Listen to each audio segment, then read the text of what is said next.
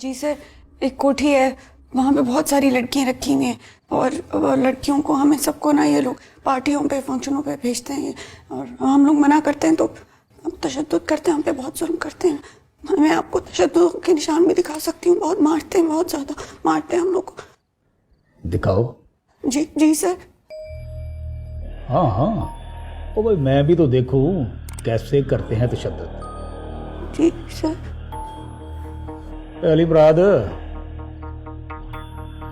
अब भाई इनके लिए जरा मरहम पट्टी का इंतजाम करो। जी बीबी, आपकी क्या कहानी है? सर, मेरी चाची ना मुझ पे बहुत जुल्म करती थी। मेरे चाचा ने ना इनके आगे मुझे बेच दिया। ये लोग बहुत बुरे हैं सर, ये हमें ना नशे के टीके भी लगाते हैं। हाँ,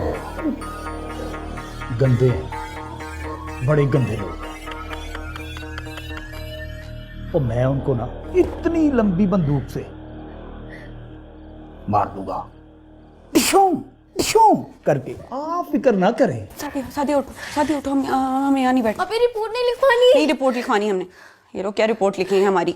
ये लोग खुद हमारे टुकड़ों पे पलते हैं, इनको इनका हिस्सा मिल जाता है। सारे कराम बैठे हैं, आप उठो यहाँ से। जब सब बातें समझती है मानती क्यों नहीं है, हैं? क्यों मेरे पिंजरे से फुट करके उड़ना चाहती है? नहीं उड़ पाएगी कभी तो।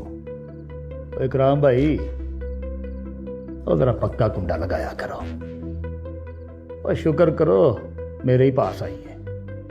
ले जाओ, अब अपनी अमानत ले जाओ। बहुत शुक्रिया एसएचओ साहब, कभी खिदमत का मौका तो देने। और हम तो खादम है हजूर, बड़े साहब की चिड़ियां हैं, भला हमारी क्या मजाल।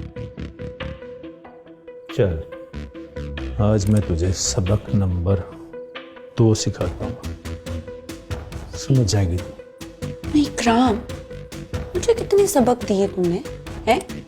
जब मैं नहीं समझी तो ये क्या समझेगी?